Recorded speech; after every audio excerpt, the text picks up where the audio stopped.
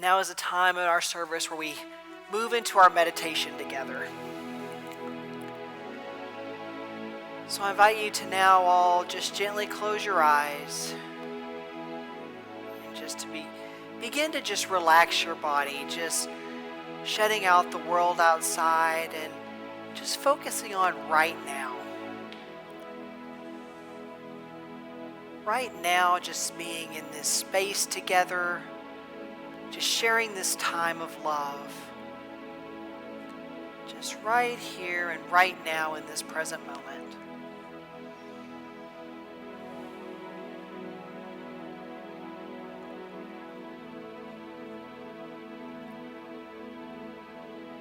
Just allowing the breath to flow naturally, without forcing it or trying to control it in any way.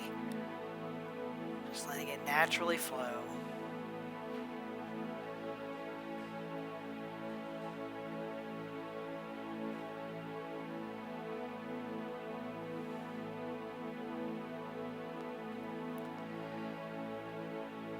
And I invite you to now just begin to visualize, or just to feel if you're not a visual person.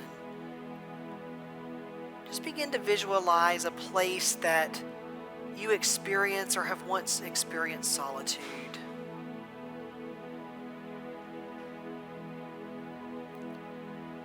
Maybe it was a favorite camping spot as a child, or is currently a favorite camping spot.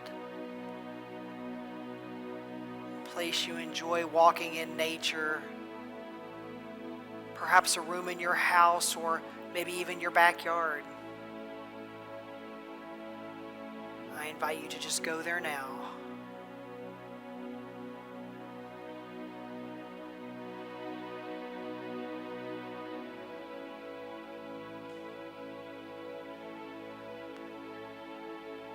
Maybe you see birds or a candle or just nothing but pure, wonderful spiritual peace.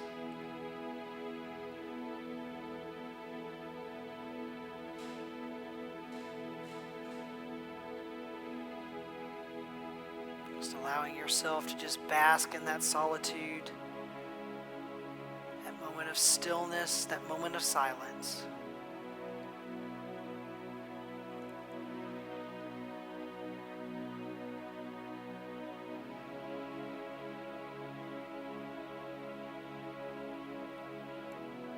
And as you sit in this place of solitude, I'll also invite you to think about your worth.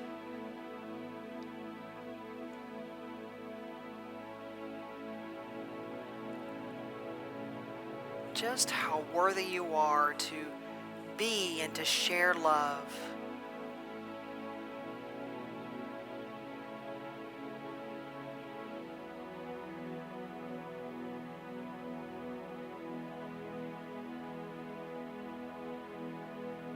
To be and to share joy.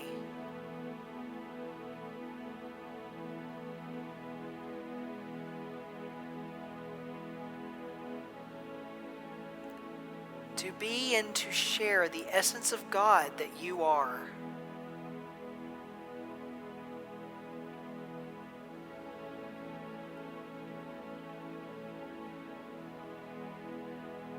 The essence of God that you will forever be.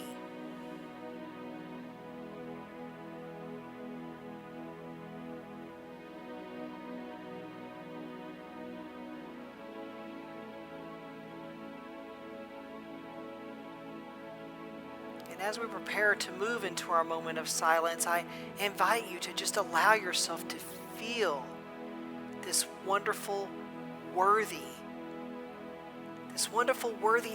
essence of God that you are and that you have to share with the world as we enter into our moment of silence.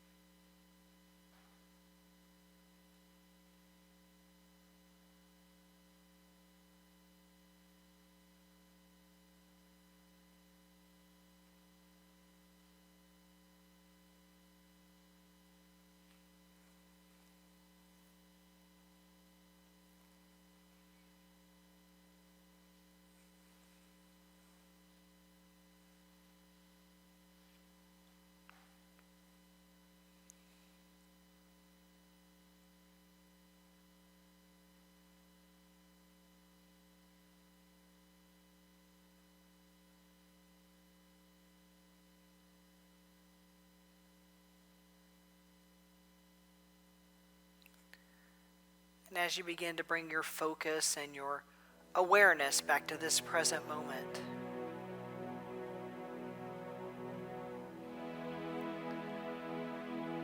know that you can go back to this place of solitude any moment.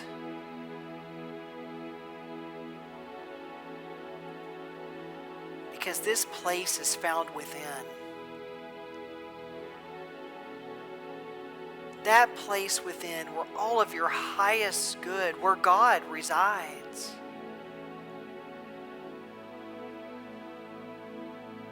That God of who you are. Each and every moment.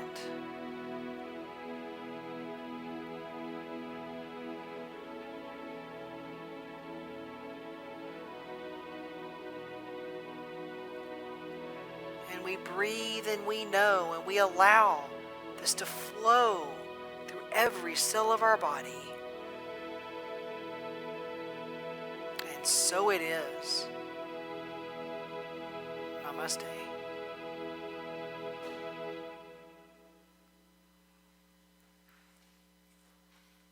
And I invite you to join with me as we sing our new. So we definitely want to give a special thank you to Melissa for providing us with that great music, and thank you for arranging that, Pete, because she's very talented. So definitely grateful to have such amazing talent to flow through this church, aren't we? So I was telling the earlier service this morning, I was looking at that tree, and I'm like, yesterday Mindy and I were in a store, and we saw fall stuff already. And I don't know about y'all, but in the middle of the summer, I am not thinking about pumpkin spice lattes already. I like them, but not in the middle of the summer. So anyway. So today we're going to continue on with moving through the gift of anger. And today, if you've got the book, I'm going to focus on chapters, or they're broken out according to lessons here, lesson 3 and lesson 4, which is about solitude and about knowing your worth. So that's what I want to talk a little bit about today. So getting ready for this talk made me think about, he's talking about solitude, and I thought back to when I was a teenager, and I was thinking about, how I always wished I could be famous when I was a teenager. Back then, child of 80s, you got, the heavy metal bands. I was like, oh man, that'd be so cool to be one of those guys, be up there jamming on stage and have all these people, cheering over you and all that kind of stuff, or to be a famous author. I was like, man, I would just love to be known to be this famous author or whatever. But one of my first jobs was working at a fast food restaurant. I worked at this chicken restaurant in the mall. And during the summer, we had across from our location in the mall, there was a movie theater. And during the summer, they would have what they called kids camp, where they would have kids from daycare centers and stuff like that come in for a day, and they would show like kids movies. So there'd always be like crowds of kids out in front of the theater. And one day my boss gets this idea. He's like, hey, because we had this chicken costume. He's like, hey, why don't one of us dress up in that chicken costume and we'll go over there and participate and excite the kids. So I'm like, oh, I want to do it. So I did it. I remember the first time I walked over into the crowd of kids, all of a sudden kids start pointing at me and they're screaming with delight and they're running up to me. It's like I'm this celebrity. All these kids are coming up, They couldn't see me, obviously. It was due to the big chicken costume, but still. So I had so much fun with it that I was like, you know what, I'm going to walk around the entire mall. So I walked around the mall, everybody's pointing and, everybody's looking at you and all of this kind of stuff. So I felt like it kind of gave me a little bit of a feeling or an idea as to what it's like to be a famous person, probably on a very small scale since, they can't go anywhere without being noticed, but, they don't have to wear a chicken costume typically. But I'll tell you, by the end of the day of doing that, I was exhausted. People wanting to stop and take pictures with kids, pointing at you everywhere you went. And that, like I said, that was only a small taste of what celebrities experience. I was doing this for like 2 hours at the most. So I decided after that summer, I was like, okay, maybe I don't want to be a celebrity after all. Not that, it's that easy to become one. But anyway, I was like, maybe I don't want to be a celebrity after all, because I didn't know it then. But I realized that I liked my solitude a little too much. And I still do. I still kind of like my solitude a little bit. And has anybody also made me think about those tests? Has anybody ever taken those tests that you can figure out whether you're an introvert or an extrovert? I always fall into the introvert category. And I used to think it was because I was shy, but it wasn't anything to do with that. It's because I needed more time to just sit and be able to diffuse at the end of my day. And I don't know about extroverts, but I know as introverts, we need time to just kind of diffuse a little bit. And I did have an extrovert from the first service tell me, she goes, well, we're going and going and going, and then we just crash. So we still need our time. It's just done a little bit differently. But, yeah, I'm not an extrovert, so I don't know. But in chapter 3 of our book, Arun talks about his grandfather and talks about how he received attention everywhere he went. It was more so, obviously, when he was traveling and giving his different talks and speeches and protests. But he was really a celebrity in his own way. Even if he was more, of a spiritual teacher, he was still a celebrity. And it was known that crowds would just gather around him. Whenever he traveled, especially, he hardly got any kind of a break. And he said he very seldom got peace during these times. But Gandhi mentioned to Arun, he said there was only really 2 places that he could think of where he ever got peace and solitude. One of those was in prison, which he didn't care to go back to, but he said he did get solitude there. And another one was at his home on his ashram. And in fact, the book mentions how Gandhi had once had a talk with the local government there close to his ashram. He's like, I don't want a bus route put between the closest city and the ashram. Because I don't want people coming out here. I don't want it easy to find. I don't want people coming out here just to get a peek at the famous Gandhi. He said, I want to make it more difficult. That way, the people that do take the time to make the journey and to find out where we are the ones that really need to be there and really need to hear what I have to say. So now we may not be famous in here. We may not go to the mall and have everybody point and laugh, scream and say, hey, there's Rich or there's Josie. We may not have that. But we still need our times of solitude, right? We don't have to have the paparazzi parked outside of our house trying to snap a picture of us, especially now, going out to the mailbox in our tattered sweats and robes, But we still need our solitude even now. Especially with most of us probably spending more time at home, you may think, well, do I really need more solitude? We're going to talk about that. We're going to talk about a different kind, Josie, so bear with me. But I remember having a conversation with one of my friends recently, and she says, hey, what are you doing right now with all your downtime? I'm like, downtime? Who's got downtime? I don't have downtime. In fact, I'm to the point where sometimes I think all of us probably are, where if we have to go into one more Zoom conversation, we're going to take our electronic devices and we're going to put them in the recycle bin. Because I think most of us are probably zoomed out. But in fact, for me, I've gotten to the point where I just silence my notifications on my phone when I get home. I just turn them off and silence them because I need quiet. I need those moments where I feel like I can just be, even for just a few minutes. And I'm sure most of us in here do, extrovert or introvert. But we all savor those moments where we can perhaps just sip a cup of tea or coffee uninterrupted, maybe just read a book, just listen to nature. Things are lush and green here in Madison right now. Maybe to just look out and stare at the beautiful, lush greenery that's around us. And I was telling somebody earlier that, I've noticed now when I go out onto my deck at night, I see lightning bugs. Well, that excites me. I didn't know, because we had them in Texas. They're in the South. But we didn't have them in Washington and Oregon. So it's just such a treat to be able to see those again. And I even recently read that there's a comet that's visible right now. Yeah, they say it's just below the Big Dipper, I guess, and just on the horizon. And although it's fuzzy right now, they say I think as we get closer to August, we'll be able to see it more clearly and you can see the tail and all of that. So maybe even just time to just be able to go out and stare at something like that, something that makes us feel a little greater than ourselves. Now, I think I've mentioned here before, but I was very close to my great-grandmother. And I feel really fortunate because I had her in my life until I was 29 years old. So she played a big role in my life growing up, and she was still a big role in my life into my early adulthood. And I have many fond memories of time spent with her, but one of my favorites, when I look back, was the times of solitude that we spent together. And I'll explain that. She'd fix us. I'd go over there in a summer day just to visit her, when I was out of school, and she'd fix us each a glass of her sweet tea. And we'd sit in her living room together, and there were times, of course, we'd chat. But there were times we would just sit together in silence, sipping our tea. And she had a clock on the wall, and you could hear it ticking. And so when I look back and think about spending time with her, I think back fondly to those. Just the times when we were just sitting there together, just sipping our tea and just hearing the clock ticking on the wall.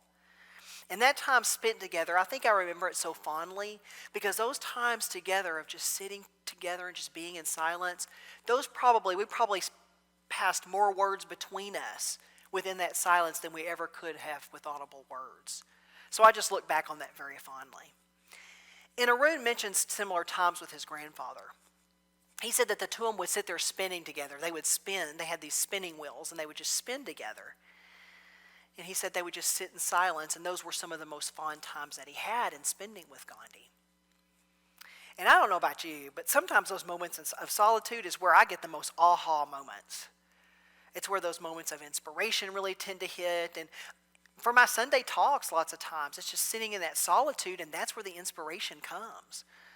Sometimes for me, it's when I'm driving down the road. But still, I don't listen to my radio anymore. I like to just kind of sit and just kind of focus on the road and just be silent. And that's where a lot of my inspiration comes from. And I can tell a difference when I haven't had those times to just sit in that solitude.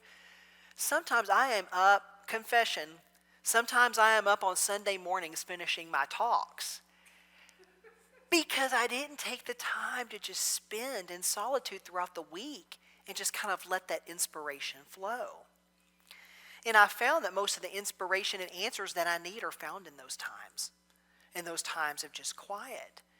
And sometimes when I'm quiet on a Monday, when I'm sitting at home, there's times I can write my talks almost just in one sitting because I'm kind of in that zone of solitude. But it's important to us all. It's important to be able to just take a breather, so to speak. Just some time just out of the regular world. And I've seen really frazzled parents, my sister being one of them. She's like, oh my gosh, I just don't have time. I'm like, well, why don't you take a break? And she'll just be horrified. She's like, what do you mean? One of the kids has to be at soccer practice. She's got to be at gymnastics. We have to go here. We have to go there. And then after that, I got to make sure they do their homework, make sure they have dinner, pack lunches for the next day, all of this stuff. But we all have 5 minutes in our day, right? Is there anybody in here or anybody watching that doesn't have 5 minutes in your day? Even if it means setting that alarm clock, which I still need to practice that myself, but setting that alarm clock to just go off 5 minutes earlier. Spend less time on Facebook. Whatever it is, we all have that extra 5 minutes. And it's those things that are seemingly small, like just an extra 5 minutes a day that can add up to big rewards later. Just an extra 5 minutes a day every day, because it's easy to not use those 5 minutes for that time, right? It's just as easy to do that. Why not use that 5 minutes to start reaping those big rewards? And I can't tell you how many times I've complained about not having enough time. Yet I sure don't have an issue getting on Facebook only to look up an extra 30 minutes to an hour later and be like, where'd all that time go? No wonder I don't have enough time. I'm too busy on Facebook. And I'm not pointing fingers at anybody. I'm talking mostly about myself up here. But maybe that 5 minutes can eventually become 10 minutes and so forth. Now, Arun mentions in the book, he talks about spending an hour in your room or, taking time to journal. But it can start smaller than that. You don't have to jump just from, just directly to an hour. It can start much smaller because we all have to start somewhere. And I guarantee if you make it a habit and you stick with it, you make it a daily practice, you're going to begin to understand what it is that Arun and what it is Gandhi's talking about. It's those little things that add up to big things. So now I want to switch gears just a little bit in the book because I mentioned talking about knowing your worth. So how many times, and I'm not asking anybody to raise their hand, but how many times do you look at yourself, do you stop to look at yourself in the morning, look at your reflection in the mirror and say, you know what, you are worthy. You are somebody who's going places. You are somebody who's worthy of love. You are somebody who's worthy of success or for anything else that's good. How many times do we stop to say that to ourselves in the mirror? And even sometimes, even if we know we are those things, we're afraid to say it because we're afraid somebody else might hear it. Somebody else might judge us and be like, well, that Josie, she's saying she's loved. That's a little egotistical. Sometimes we're afraid of that judgment we might hear, what other people might think when we do that. It goes back to sometimes being worried about what other people may think about us or what other people may say. Might be afraid to say, I put on that black suit this morning. I was looking good. It's like you don't want other people to hear that because they, that guy's egotistical, thinks he looks good in that black suit. But Arun shares a story, something similar with Gandhi. Gandhi was invited to Buckingham Palace to meet King George. Now, anybody that has seen Gandhi knows that his favorite clothes were a shawl and a loincloth. How do you think Gandhi showed up when he went to go meet King George? He shows up in his shawl and a loincloth. Arun talks about how one of the royalty came out to Gandhi. He's like, you can't meet King George that way with just a shawl and a loincloth. And Gandhi's like, that's fine. Then I just won't be here. I mean, if the king isn't going to take me as I am, I don't find a reason to be here. And they said a reporter actually caught wind of it because one of the headlines was, Gandhi goes to king's party in loincloth. So he made the headlines. But he said, of course, the king and the queen come out, and they're dressed to the nines. And Gandhi later tells Arun, he's like, the king had on enough for both of us. So I was okay in just my loincloth.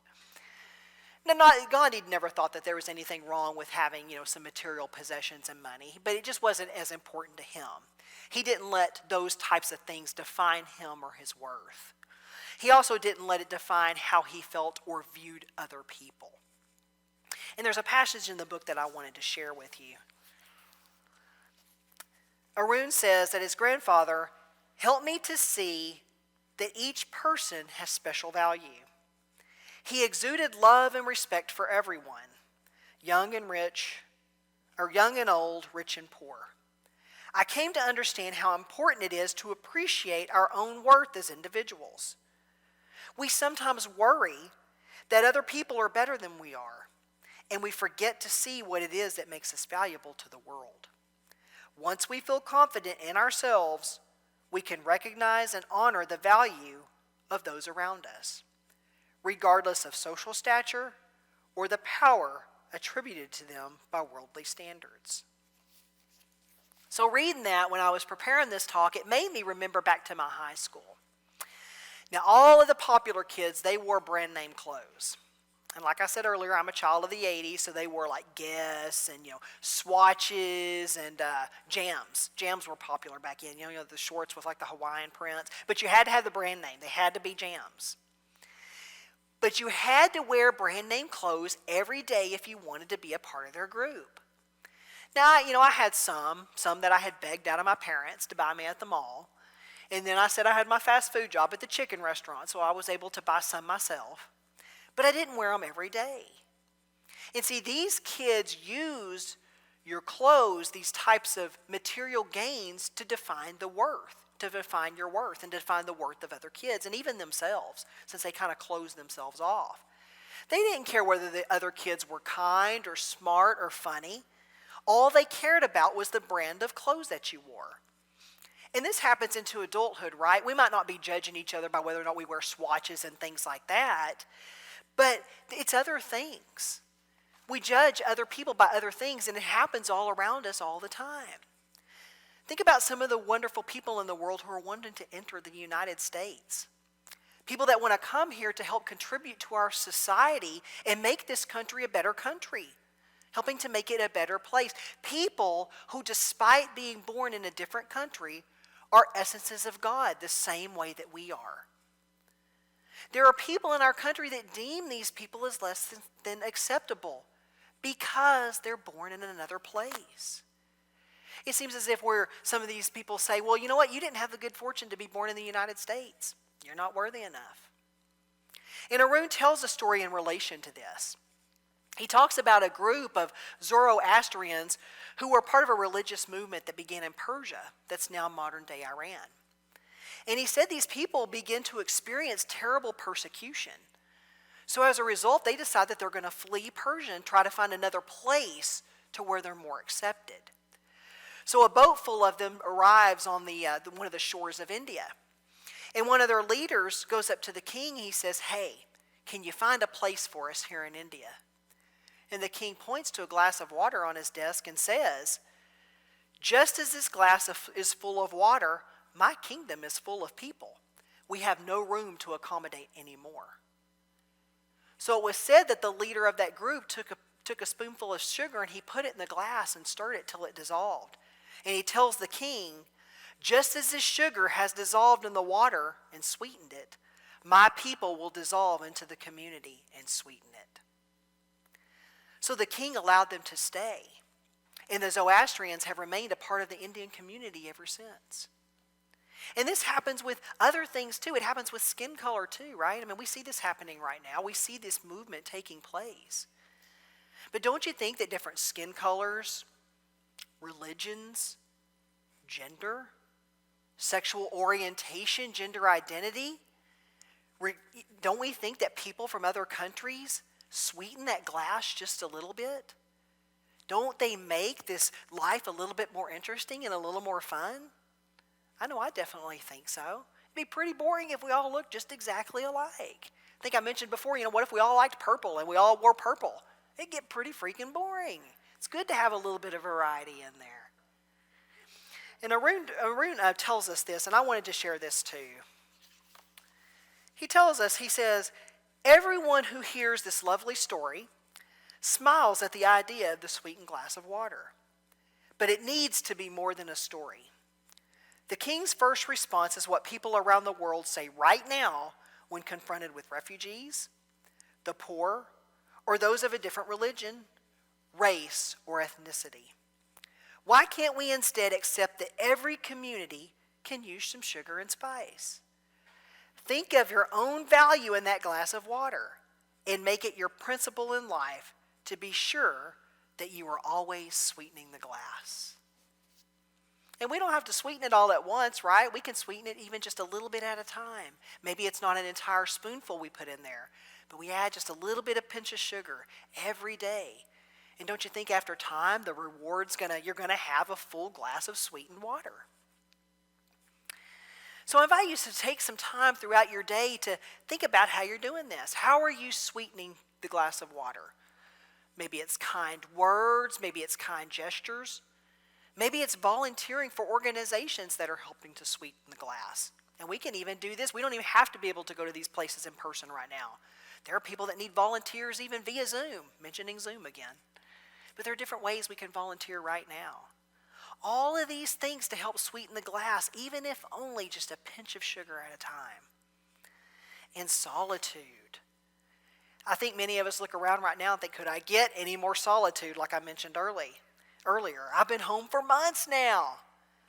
But make sure it's the right kind of solitude. You may be alone and scrolling through your phone, but that's not really the type of solitude that I'm talking about here. Spend some time enjoying a cup of coffee with your own company. Maybe sit with your eyes closed and maybe just feel the breeze on your face. Maybe even take a walk with no one else other than yourself, again, to keep yourself company. And I just invite you to give yourself those moments of solitude each and every day, even if only for a few moments. Because you'll notice after a while it's going to accumulate and you're going to reap those big rewards. And ultimately, you're going to help do your part to make the world a better place when you spend time in solitude and when you see your worth. When you see your worth. Making the world a better place for not just for yourself, but for other people that you share this world with, right? Namaste.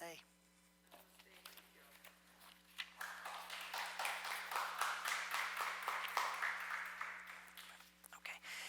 And Elaine, I'm going to invite you up, but right before I give you the microphone, Martin's going to clean it real quick for you. So, yeah. Elaine is going to come up. She is our board vice president. We had a board meeting last week, so Elaine's going to come up and give announcements and updates from the board. All right, and now is a time when we move into our tithes and offerings. And again, I know I stress this pretty much every Sunday, but I invite you to remember silent unity, They're very important. I mean, especially now, when if there's times you're feeling a little lost, and I think a lot of times or at this point, a lot of us have become used to this COVID stuff. But there's still times. I mean, even myself, where you're kind of like, okay, when is it going to end? When am I going to be able to start hugging people again, and all of that kind of stuff. So remember, Silent Unity is standing by, and of course, utilize your prayer chaplain.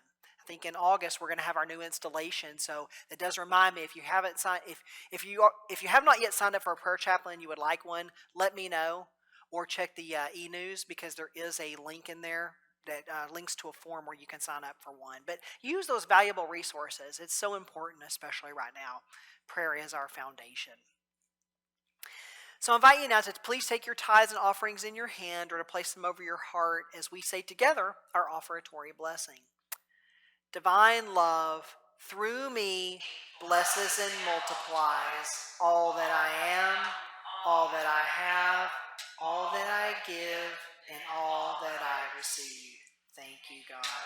And again, we're still not passing the baskets around, so please deposit your offering in the basket on the way out. And also, well, Josie already mentioned about if you would like a prayer request, to drop that in the box as well. Okay, so let's join me as we sing our offertory song, I Am So Blessed.